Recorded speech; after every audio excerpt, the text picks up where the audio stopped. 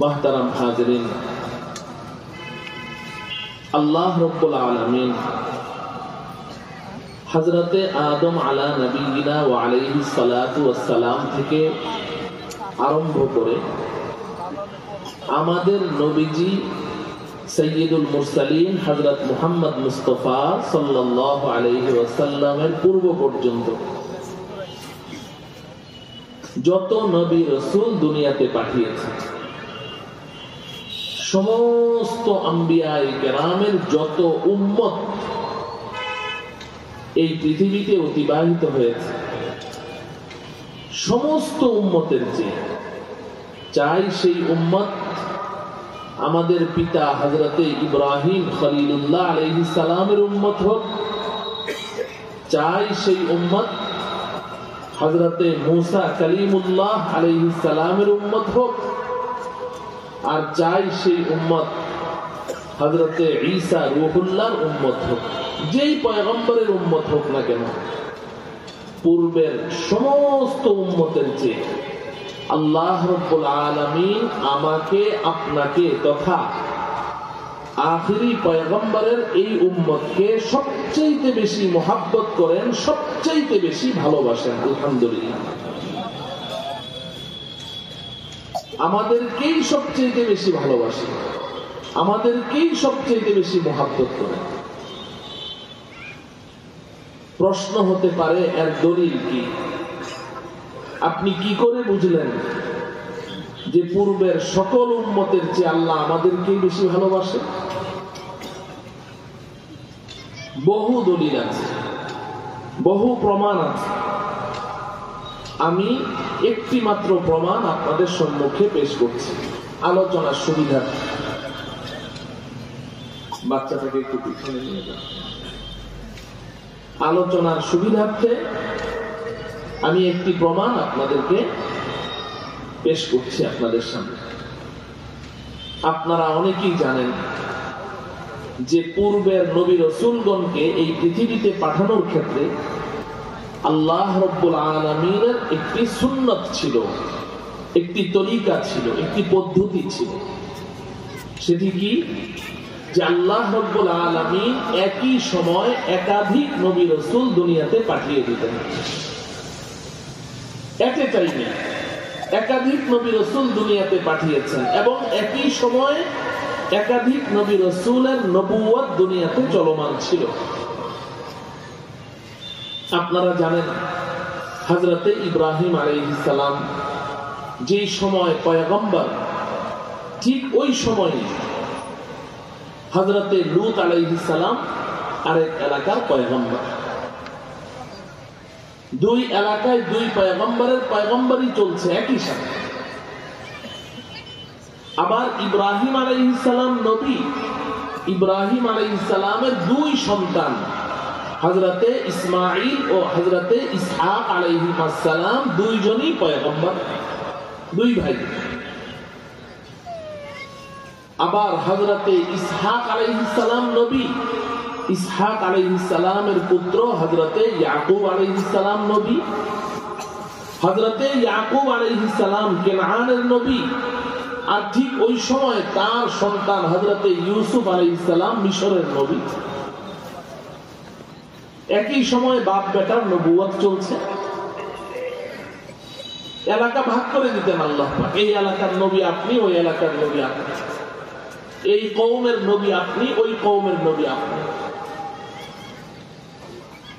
আপনারা জানেন হযরতে মূসা আলাইহিস সালাম ফেরাউনের এক গুপ্তচরকে একটা থাপ্পড় দিয়েছে। মূসা আলাইহিস সালামের থাপ্পড় খেয়ে ওই গুপ্তচর ওখানে স্পট ডেড।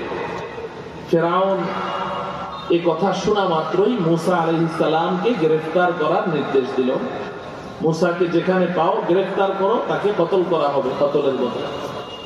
মূসা আলাইহিস সালাম এই সংবাদ শুনে মিশর থেকে পলায়ন করেছে। পলায়ন করে বহু দূর দেশে গিয়ে যেই বাড়িতে মূসা আলাইহিস সালাম আশ্রয় নিয়েছিলেন, ওই বাড়ির মালিকও একজন নবী ছিলেন, হযরতে শুআয়ব আলাইহিস সালাম।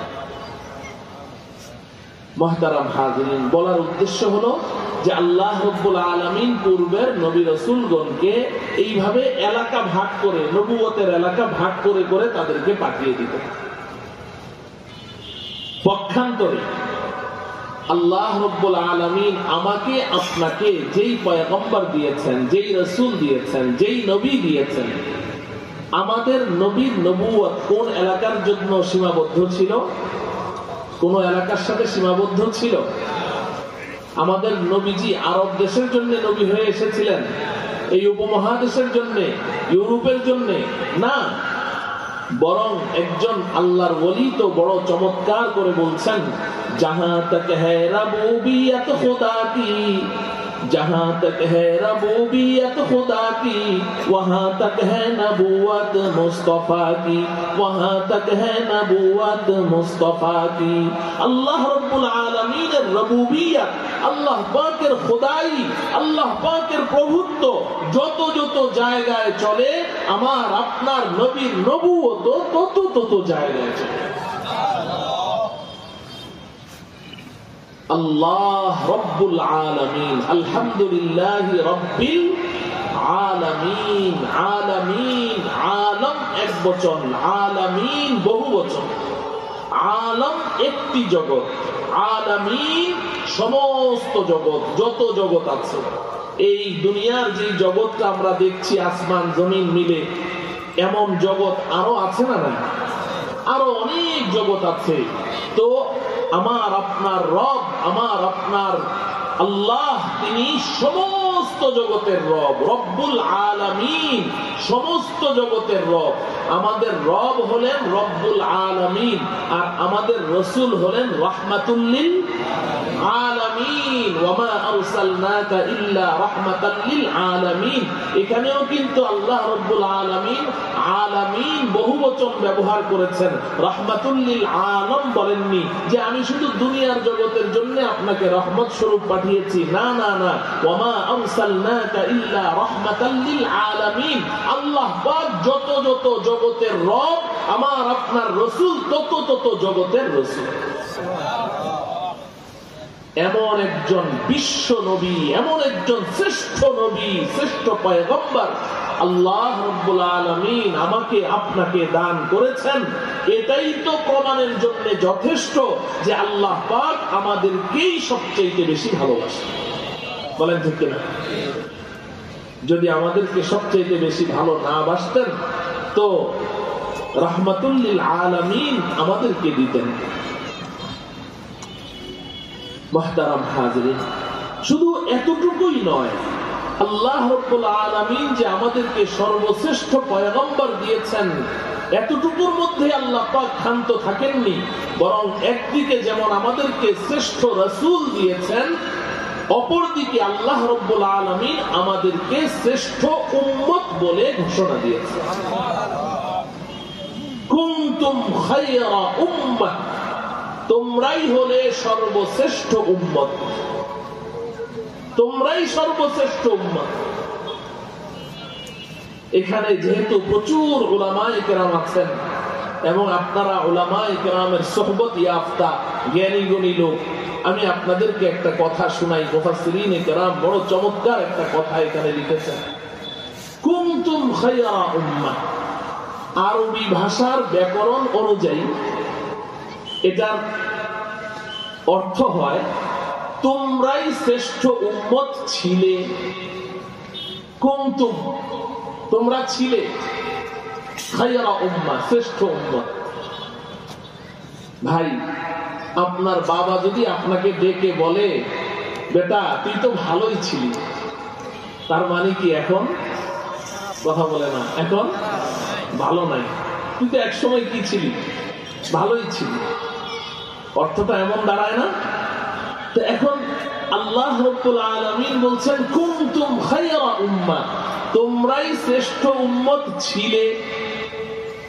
আরে আশ্চর্যের ব্যাপার, আমরা কবে শ্রেষ্ঠ উম্মত ছিলাম, আবার এখন কি? প্রশ্ন জাগে কিনা?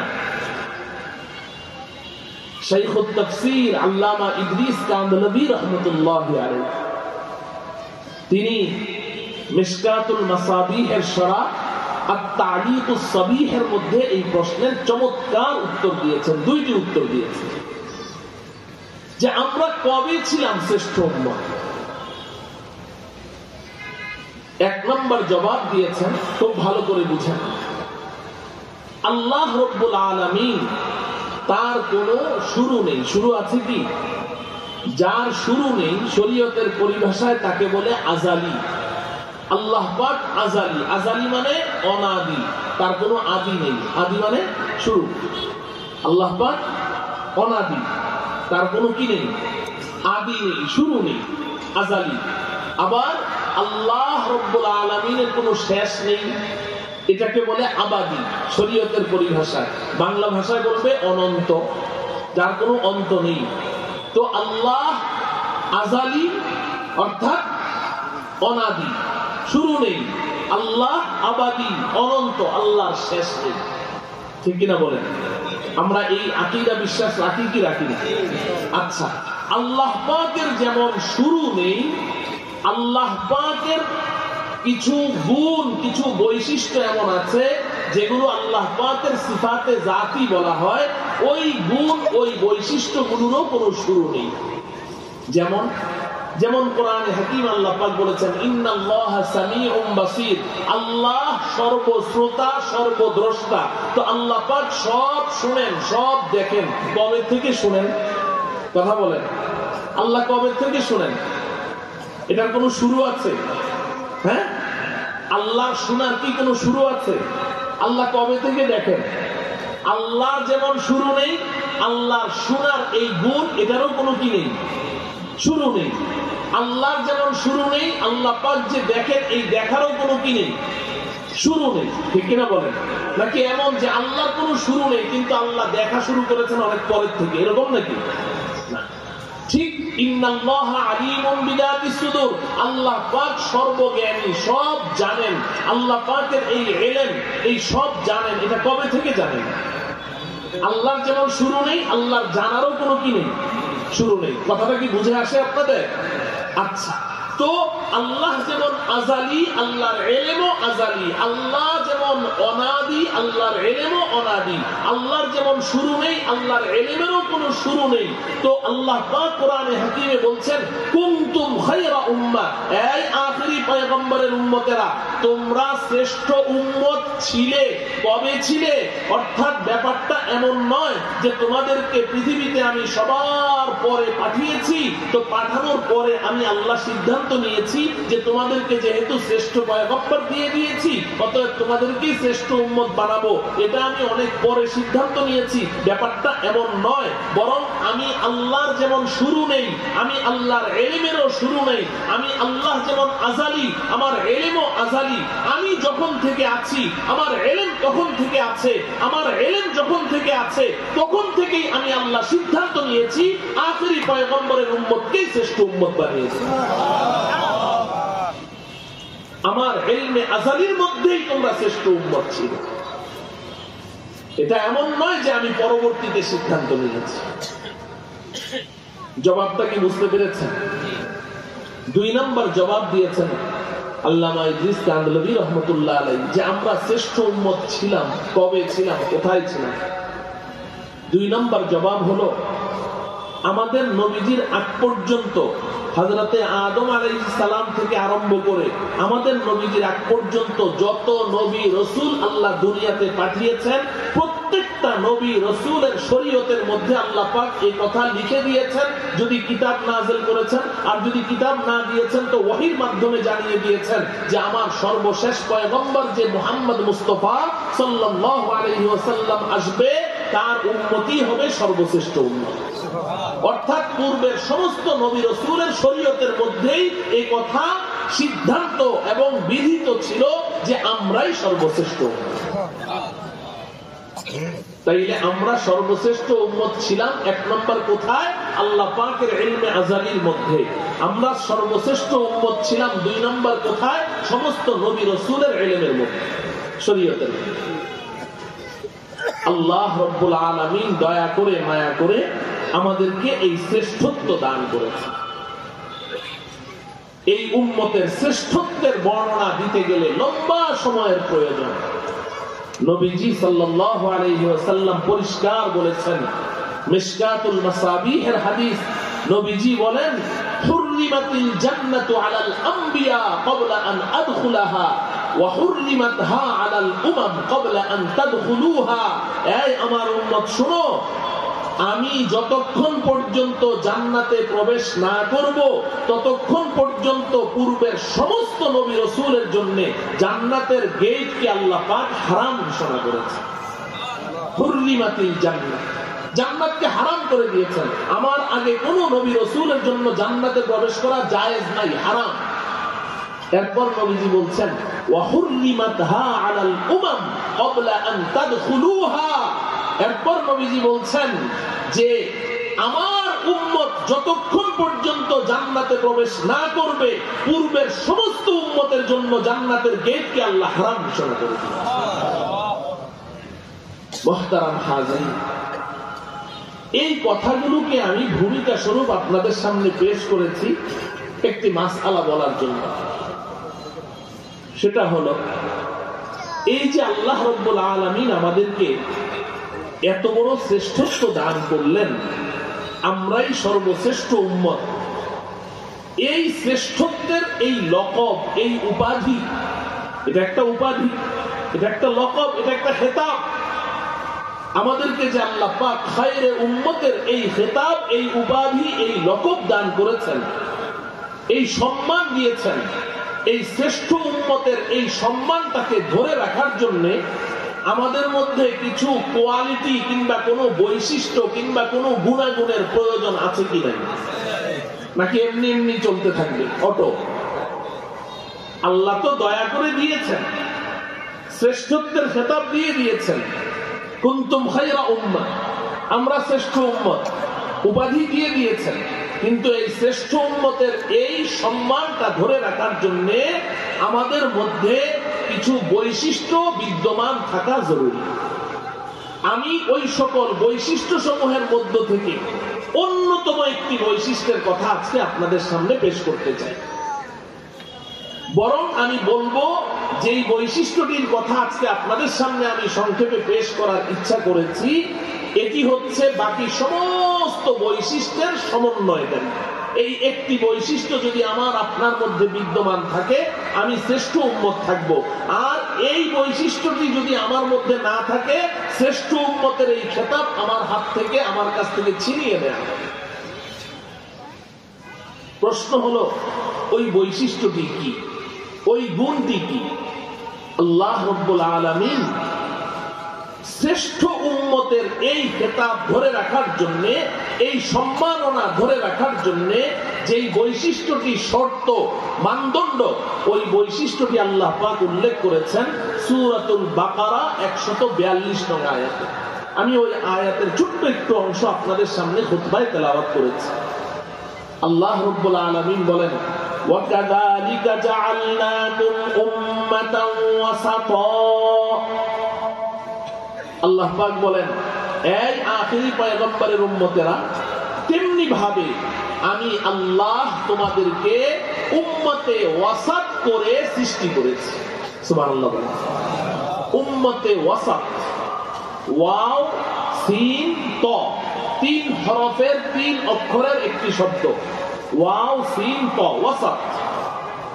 এই তিন হরফের এই শব্দের মধ্যে আল্লাহ রাব্বুল আলামিন ওই বৈশিষ্ট্যটি উল্লেখ করেছেন যার উপরে নির্ভর করে আমাদের শ্রেষ্ঠত্ব। এখন প্রশ্ন হলো, ওয়াসাত শব্দটি কি? আমার সাথে বলেন, শব্দটি কি বলেন তো? ওয়াসাত, ওয়াও সিন ত। এই শব্দটিকে আপনি সিনের মধ্যে সাকিন দিয়েও পড়তে পারবেন, ওয়াসতুন, আবার সিনের মধ্যে জবর দিয়েও পড়তে পারবেন, ওয়াসাতুন, একই অর্থ। ওয়াসতুন অর্থ মধ্যখান, ওয়াসাতুন অর্থ কি? মধ্যখান। কিন্তু আহলে লুগাতগণ ওয়াসতুন আর ওয়াসাতুনের মধ্যে একটু পার্থক্য করেছে। দুটোটার অর্থই মধ্যখান, কিন্তু ওয়াসতুন শব্দটা সিনের মধ্যে যদি সাকিন দিয়ে পড়া হয় তাহলে এটার জন্য একেবারেই মিডিলে থাকা জরুরি না, ধরেন এই যে মাহফিলের প্যান্ডেলের নিচে আপনারা যারা বসে আছেন, যদি কেউ ওই কর্নারে বসে আছে কিংবা ওই কর্নারে বসে আছে কিংবা পেছনে বসে আছে, তাকেও এই কথা বলা যাবে হুয়াফি ওয়াস্তিল হাফলা, সে মাহফিলের ভেতরে আছে। ভেতরে থাকলেই ওয়াস্তুন শব্দের প্রয়োগ এটা শুদ্ধ হয়ে যাবে। কিন্তু ওয়াসাতুন সিনের মধ্যে জবর দিয়ে পড়বেন, তখন এই শব্দটার প্রয়োগ ওই ব্যক্তির উপরেই শুধু হবে যে নাকি পুরা প্যান্ডেলের একদম মিডিল পয়েন্টে বসে আছে, তাকেই বলা হবে হুয়াফি ওয়াসাতিল হাফলা, যে উনি মাহফিলের ঠিক মাঝখানে আছে। কোরআনে কারীমে আল্লাহ রাব্বুল আলামিন সিনের মধ্যে সাকিন দিয়ে বলেননি, সিনের মধ্যে জবর দিয়ে বলেছেন ওয়াকাদালিকা জাআলনাকুম উম্মাতান ওয়াসাতা। তেমনি ভাবে আমি আল্লাহ এই পয়গম্বর, এই উম্মতে মুহাম্মাদি, এই আখিরি পয়গম্বরের উম্মতেরা, আমি আল্লাহ তোমাদেরকে উম্মতে ওয়াসাত বানিয়েছি। ওয়াসাত সিন জবর সা দিয়ে ওয়াসাত বানিয়েছি, অর্থাৎ একদম মাঝখানের মধ্যখানের উম্মত করে আমি আল্লাহ সৃষ্টি করেছি।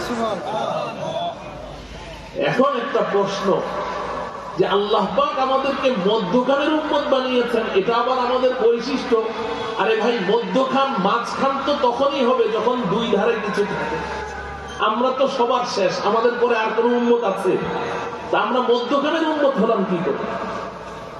মধ্যখানের জন্য তো দুই ধারে কিছু থাকা লাগবে। আমি যদি একটা আঙ্গুল উত্তোলন করে বলি যে এখানে মাঝখানের আঙ্গুল কোনটি, আপনি বলবেন হুজুর একটার মধ্যে আবার মাঝখান হয় কেমনে? যদি দুইটা বলি, যেমন আমি আর হুজুর পাশাপাশি বসে আছি, আমি যদি বলি বলেন তো আমরা দুইজনের মধ্যে মাঝখানে কে বসে আছে, বলবেন দুইজনের মধ্যে আবার মাঝখান হয় কেমনে? কিন্তু যদি তিন আঙ্গুল উত্তোলন করে এবার বলি মাঝখানে কোনটা, বলবেন এটা, ঠিক কিনা? তাহলে মধ্যখানের জন্য তো দুই ধারে কিছু থাকতে হবে, তাই না? দুই ধারে কিছু না থাকলে তো মধ্যখান হয় না। আমি যে এলাকা থেকে এসেছি, আমার পার্শ্ববর্তী এলাকার নিয়ম হলো একবার হজ করলে হাজি আর 3 বার হজ করলে আলহাজ। যদি কেউ একবার হজ করে তাহলে নামের শুরুতে কি লিখতে পারবে না? আলহাজ লিখতে পারবে না। তাহলে ধরবে তুই হজ করলি একবার, তুই আলহাজ লিখলি কেন? আলহাজ লিখতে হলে কয়বার হজ করা লাগবে? 3 বার হজ করা লাগবে।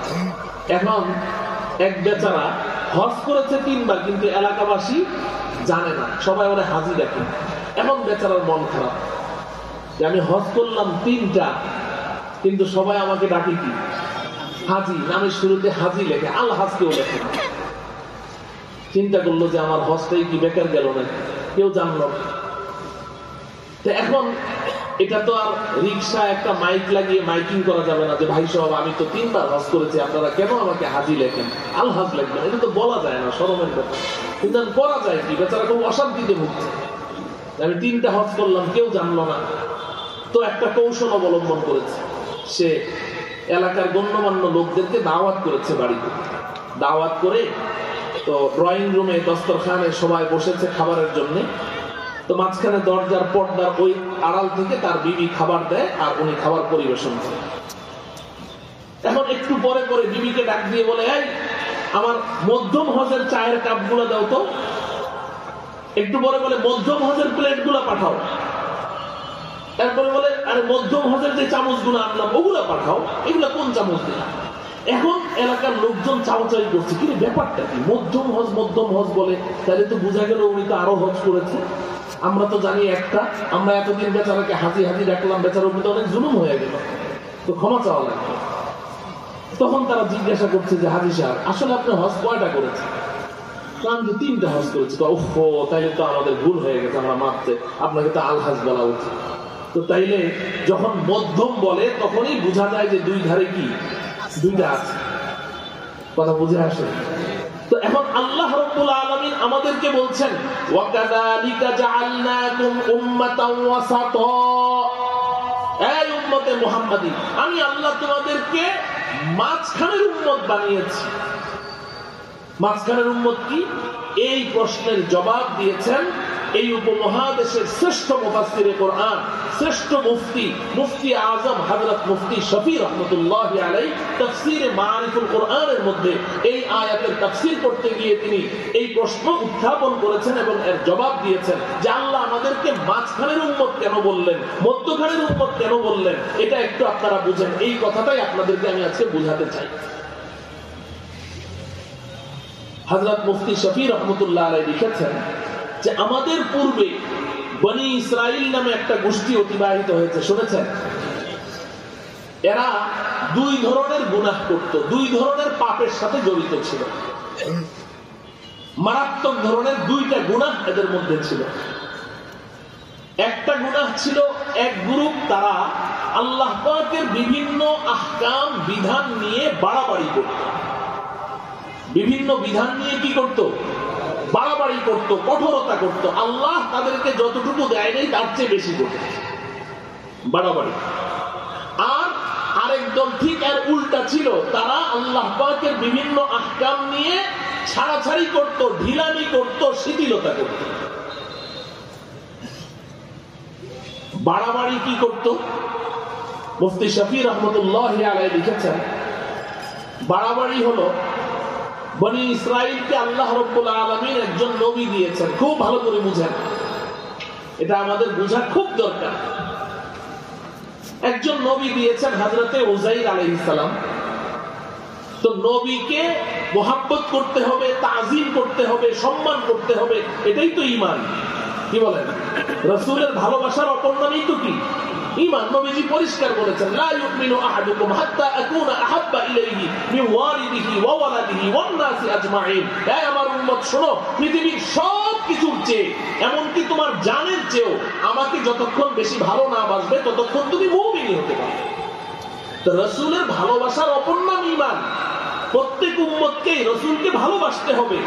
এখন আল্লাহ পাক উযাইর আলাইহিস সালামকে পাঠালেন নবী হিসেবে, তো বনি ইসরাইল তাকে মহব্বত করে, ভালোবাসে, তাজিম করে, সম্মান করে।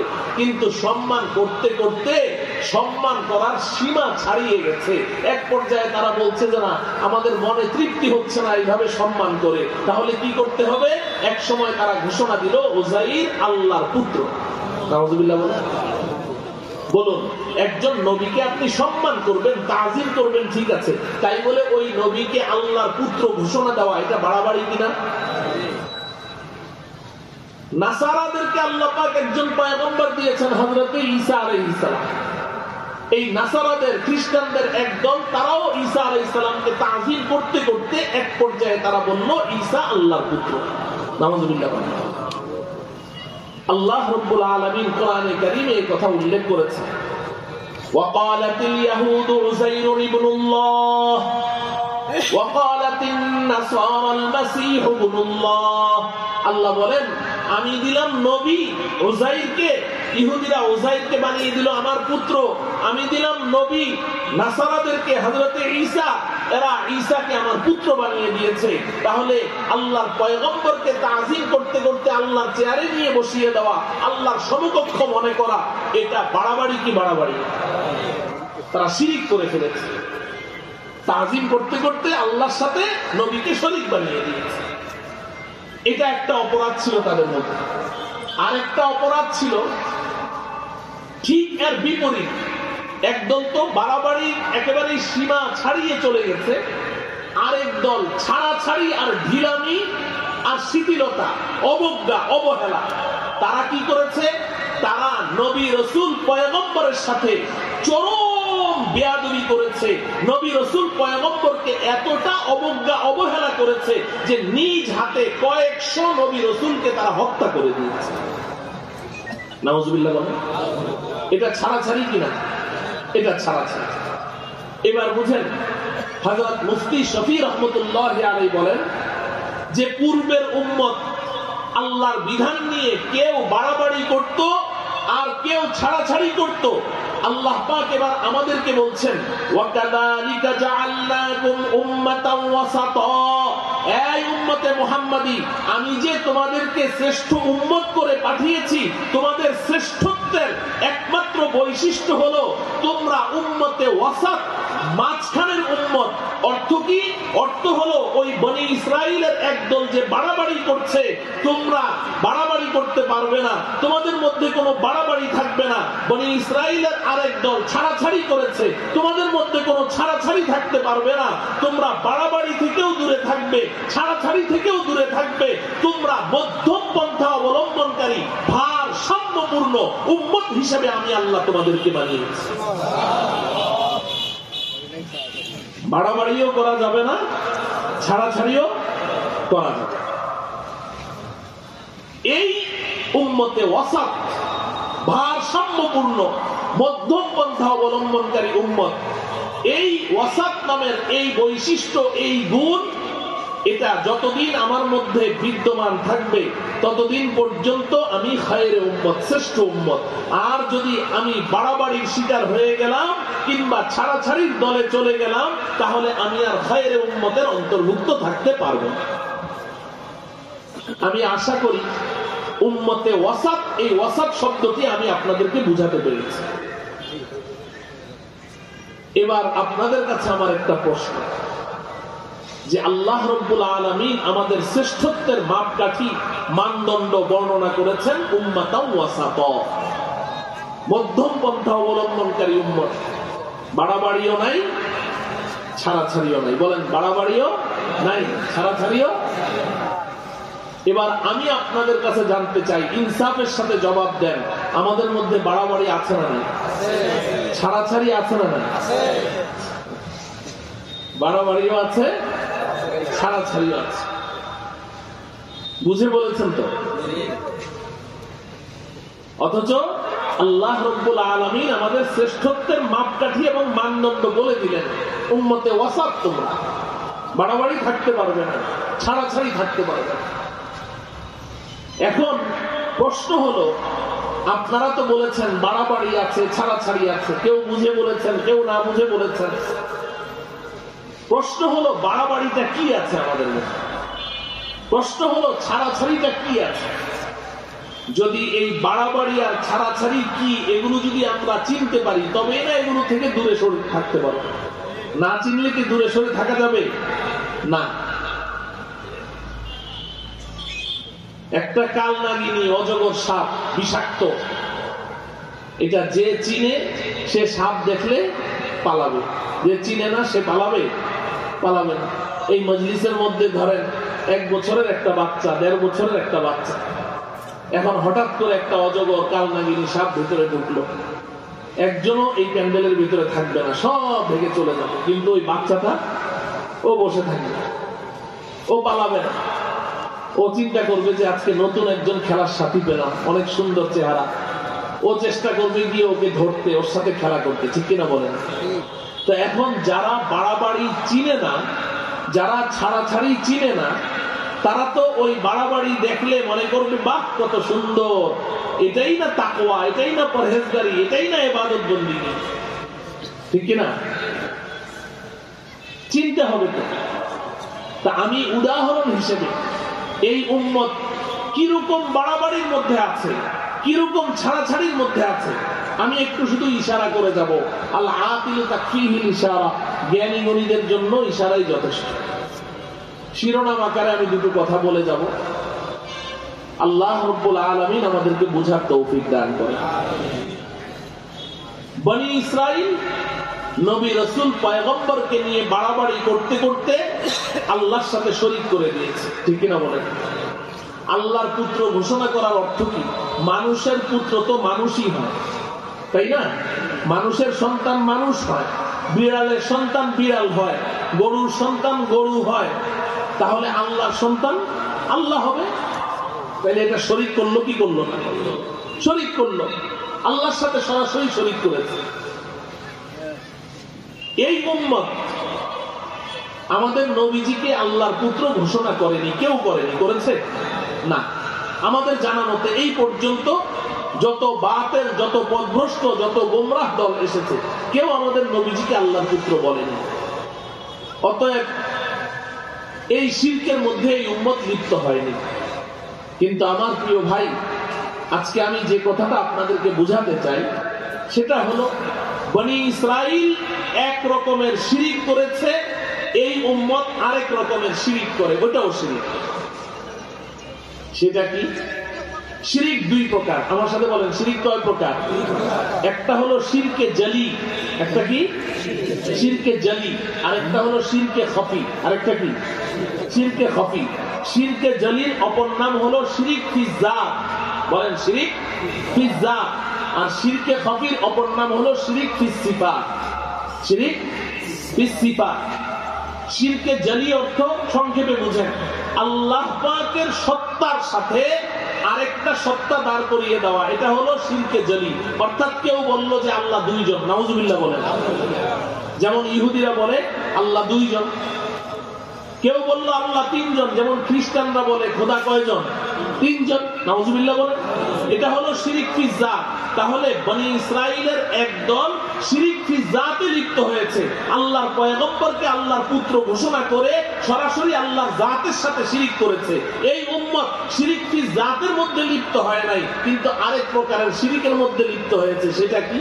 সেটা হলো যে আল্লাহ রাব্বুল আলামিনের কতগুলো বৈশিষ্ট্য, কতগুলো সিফাত, কতগুলো গুণ এমন আছে যেটা extra for Allah, exceptional for Allah. শুধুমাত্র আল্লাহ নিজের জন্য এই গুণগুলো রেখেছেন। এই গুণগুলো কোন মাখলুকের মধ্যে আল্লাহ পাক দেননি। এমন কিছু বিশেষ গুণ আল্লাহর আছে না নাই?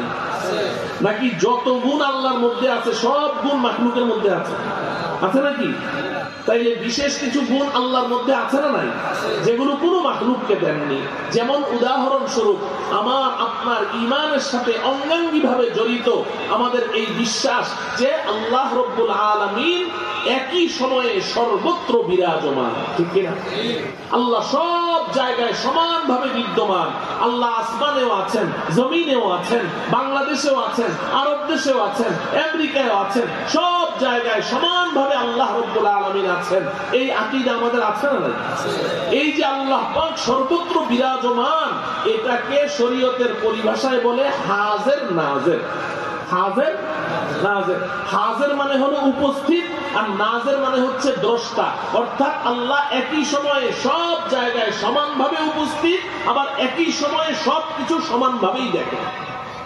আমরা যেমন কাছেরটা বেশি দেখি, মাঝখানেরটা একটু কম দেখি, পিছনেরটা আর একটু কম দেখি, দূরে একদম দেখি না। আল্লাহর কাছে কাছে দূরে বলতে কিচ্ছু নাই, সব সমানভাবে দেখে। এটাকে বলে হাজির নাজির। আচ্ছা বলুন তো দেখি, এই যে সর্বত্র বিরাজমান, এই হাজির নাজির, এই গুণটা আল্লাহ ছাড়া আর কারো মধ্যে আছে? আছে কি? নেই। এখন যদি আমি বলি যে আমার রসুল, আমার পয়গম্বর, তিনি সর্বশ্রেষ্ঠ রসুল, ওনাকে তাজিম করতে করতে, সম্মান করতে করতে আমার তৃপ্তি হচ্ছে না, আমি এক পর্যায়ে ঘোষণা দিলাম যে আল্লাহ যেমন হাজির নাজির, আমার রসুলও হাজির নাজির। এটা হলো শিরিক ফিস সিফাত। এটা কি বলেন? আমার সাথে বলেন, শিরিক ফিস সিফাত। সিফাত মানে গুণ। আল্লাহর গুণের সাথে শরীক করলাম না? আল্লাহর গুণের সাথে শরীক করলাম কিনা? আচ্ছা, এবার আমার এই কথা এতটুকু বুঝলে বলেন তো দেখি, আমাদের দেশে এই জাতীয় মুসলমান আছে না নাই? যারা মনে করে আল্লাহ যেমন সর্বত্র বিরাজমান, আমার রসুলও সর্বত্র বিরাজমান। নাউজুবিল্লাহ পড়ে। এরকম বিশ্বাস লালনকারী মুসলমান বাংলাদেশে আছে না নাই? আছে। সংখ্যা একেবারেই কম না।